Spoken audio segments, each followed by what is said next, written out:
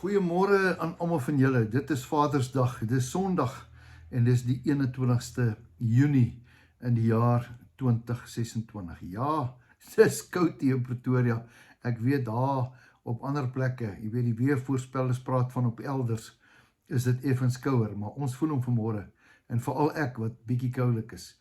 Vanmôre gelukkige, geseënde Vadersdag aan elke pappa, aan almal wat die naam pappa gekry het deur kind groot te maak en aan te neem en stiefpa te wees. Ek gee nie om nie. Baie geseënde dag vir julle almal.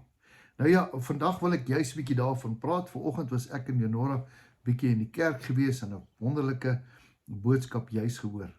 Nou, as ons praat van die woord pappa, dan gaan ek dadelik begin. Dis sekerlik my gunsteling bediening, want ek is baie betrokke by mannekampe, verskoning, en by pa en seunkampe. En die Here het my die gawe gegee om miskien die hart van die Vader te kan verstaan en om te kan verduidelik. Kom ons begin gou by die begin. Jy kry nie 'n perfekte pa nie. Right, jy kry nie op aarde in ons vlees en bloed nie. Jy kry net mense wat probeer hulle bes om goeie paas te wees. Ergens langs die pad gaan jy die pap op die grond val. Miskien gaan jy ergens 'n fout maak, miskien het jy opgeslip. Ek wil vir jou sê, jy gaan nooit 'n perfekte pa kry nie. En baie keer om pa te wees, is dit maar wat jy van jou pa geleer het. As jou pa jou nooit geleer het hoe om aan 'n kar te werk nie, gaan jy nooit weet hoe om aan 'n kar te werk nie. Jy gaan jou hele lewe lank betaal aan mense om jou te help om karre reg te maak. As jou pa jou nooit geleer het om 'n wiel reg te maak nie, gaan jy nie weet nie. So baie van ons manne weet nie, want ons paas het ons nie geleer nie. Baie van ons paas het maar groot geword in 'n baie snaakse era. Ek het groot geword in 'n era waar ons in 'n oorlog was. Ons was gemaak en laat staan en ons het hard groot geword. Ons paas, ons eie paas, my pa se eras, hier in die 40er, 50er jare, hulle was hard groot gemaak. Hulle ouers het regtig nie geweet om hulle vas te hou, om te druk nie. Daar was nie 'n verhouding nie. Ons oupas het nie verhoudings met hulle oupa grootjies gehad of hulle paas gehad nie. Hoekom nie? Want deur oorlewering, my volk gaan ten gronde as gevolg van gebrek aan kennis. Hulle het nie die woord verstaan soos ons so verstaan het nie. Ek en jy druk ons kindertjies, maar het ons paas ons gedruk? Het ons oupas ons paas gedruk? Nee, glad nie. Hulle het nie. Glo my, ek doen dit by baie mannekampe, dan vra ek, hoeveel manne se paas het julle vasgehou? En dan so oor 50-jarige mans, as dat 2 in 100 is dit baie. Dit beteken, ons het nooit eintlik geweet wat verhouding was nie.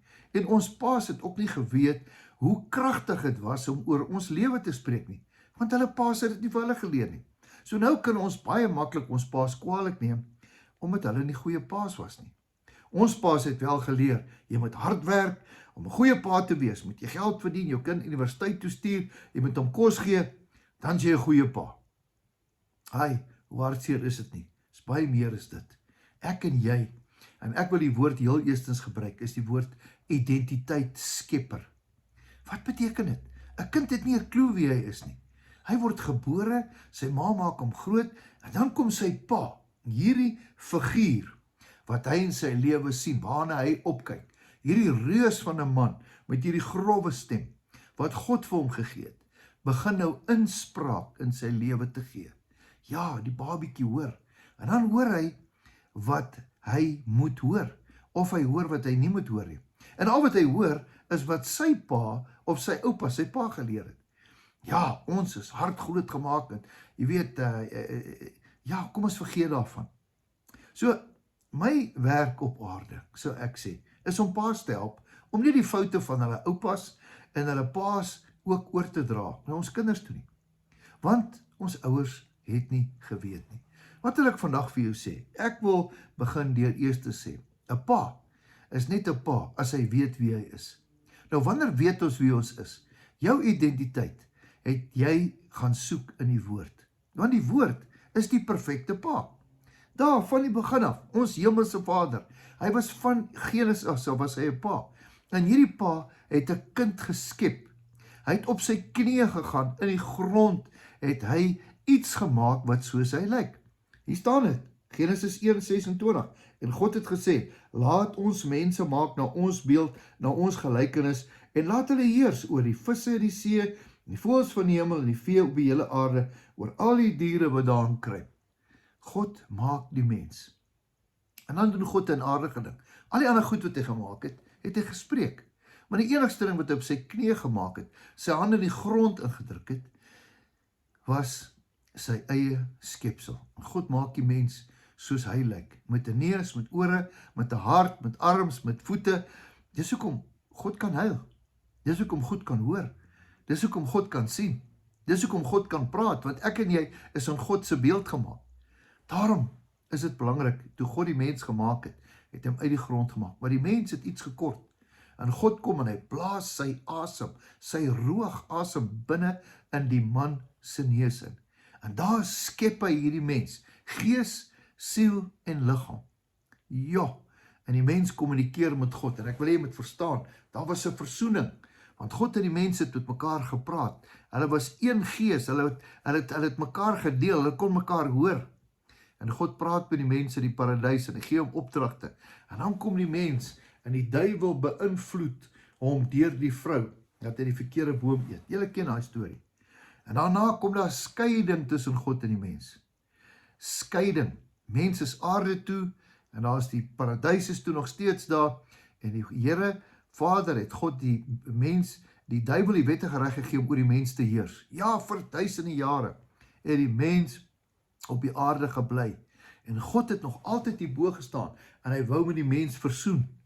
En uiteindelik het hy die Jode 'n opdrag gehad, julle onthou dit, en hy sê vir julle, ek sal vir julle God wees, en julle moet vir my 'n volk wees, en die enigste reër was met 'n bloedverbond. Onthou julle, 8-jarige seentjies hulle is besny, en dan ook die slagting van die lammetjies, en julle ken daai storie. Nou, hier kom 'n baie belangrike ding. Dan kom Jesus, God kom aarde toe, hy stuur Jesus om met die mensdom te versoen, en Jesus se bloed red die mense, julle ken dit. Hier is 'n belangrike ding wat ek wil sê. Jesus se bloed red die mensdom, vir wat? Om met God te kan versoen, sodat God weer kan verhouding hê met die mens. Deur wie? Deur Jesus Christus. Dan kom ek nou en ek sê 'n baie belangrike ding. Jesus kom en hy stel die disippels voor aan iets wonderlik. Die Engelse woord is die woord amazing. Hy sê vir hulle, kom ek leer julle bid. Ekskuus, Jesus, ons het groot geword in die kerk. Ons het groot geword in die tempel. Ons kan bid. Waarvan praat hy? En dan kom hy in Matteus 6 en dan sê hy, onse Vader wat in die hemel is. Die eerste keer praat hy van 'n Vader. Nee, hy kan nie praat van Vader nie. Dis God. Hy is daarbo. Hy sê nee. Hy wil so graag met julle versoen. Kom ek leer julle. Hoekom? Want hy kom daar van hoofkantore. Kom ek leer julle om te bid. Onse Vader, laat U naam geheilig word. Laat U koninkryk kom. Laat U wil geskied. Wat 'n wonderlike gebed. Versoening. Daar kom Jesus en hy stel die mensdom voor. Niemand kom tot die Vader behalwe deur die Seun nie. Die Seun se bloed maak dat ek en jy kan versoen met die Vader. En nou kan ons hom noem Abba Vader, ons Vader, deur Jesus Christus. Wat 'n wonderlike storie, die mooiste storie van alle tyd. Versoening. Kom ek praat van jou as jou eie vader. Jy as vader, jou kinders. Ja, baie mense het kinders, maar hulle is nie vaders nie. Hoekom nie? Want hulle het nie verhouding met hulle kinders nie. Hoekom nie? Want hulle het nie geweet nie. Het is nooit te laat nie. Nooit te laat om jou foon op te tel en te sê, my kind, ek wil so graag met jou versoen. Ek wil so graag met jou tyd spandeer. Ek wil so graag regmaak. Hoekom? Meer as ooit is dit nodig vir jou kind. Hoekom? Want wanneer ek in hierdie aarde, Dawie spies, as ek aan die Here dink, raai aan wie dink ek? Ek dink aan my eie pa. Want my pa het 'n verhouding met die Here gehad. Soos ek dink aan 'n pa, met al sy gebrokenheid, hy het nooit my vasgehou en my gesê, hy is lief vir my nie, want hy het dit nie geweet nie. Maar tog het hy 'n verhouding gehad met die Hemelse Vader. Dis hoekom ek in die bediening is, want ek het hom gesien.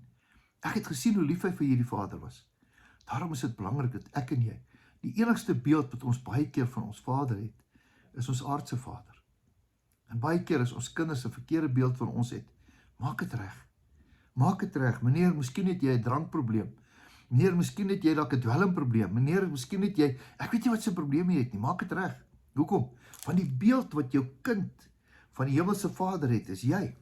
Want God het ons gemaak in sy beeld. Ek en jy moet man up. Ek en jy moet in daai plek staan. En die beste plek wat jy kan wees, is deur jou gebrokenheid en eerlikheid om vir jou kind te sê, hey, ek het opgemors, vergewe my. Sodat hulle die hart van die Vader kan sien. Ek sluit af met die storie, mooiste storie van alle tyd. Van die storie van die verlore seun. Wie die storie vertel? Jesus.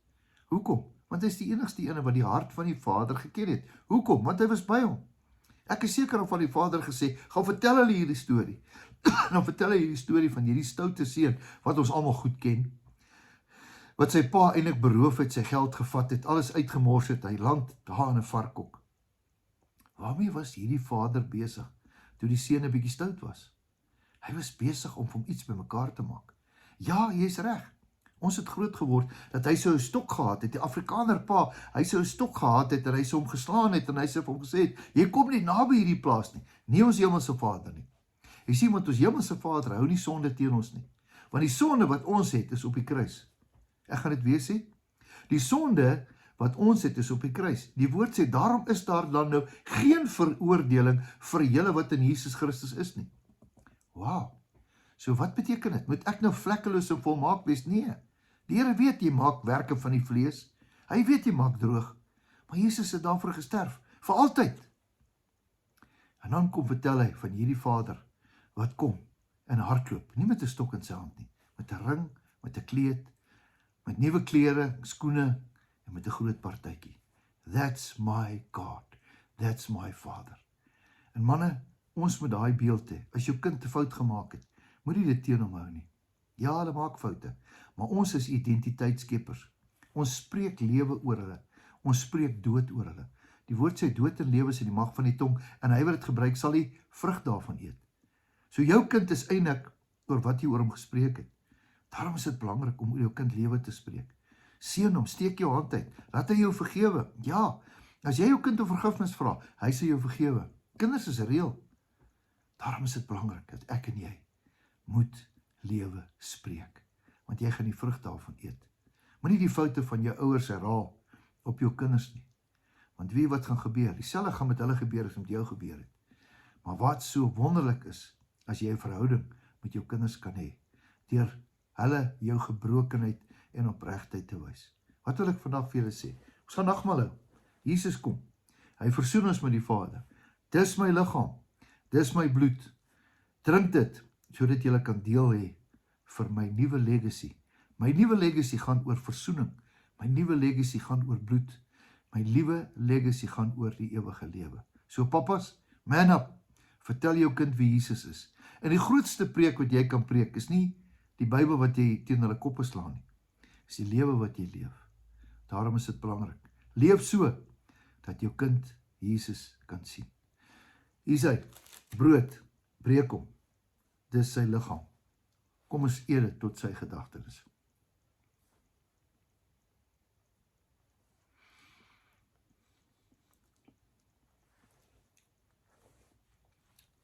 Hierdie is sy bloed, symbool van sy bloed.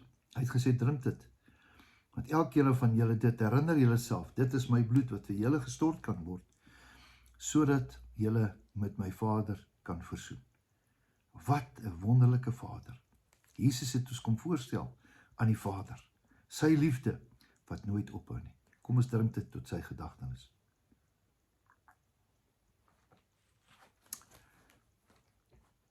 Dankie Hemelse Vader, dat U Jesus gestuur het, om ons te versoen met ons Hemelse Vader. Dankie Hemelse Vader, dat U, deur Jesus, sy bloed ons vergewe het, van al ons foute. Dankie, dat ons vandag 'n Vader kan hê. Help ons, om goeie vaders te kan wees, om lewe te spreek, om identiteit te skep. Ek bid dit in Jesus se naam. Amen. Geseënde dag vir jou. En onthou, as jou pa nie 'n goeie pa vir jou was nie, vergewe hom, maar word 'n goeie pa vir jou kinders, sodat daar 'n nuwe legacy kan kom. Geseënde dag vir jou, en weet dat jou beste voorlê. Totsiens, tot 'n volgende keer.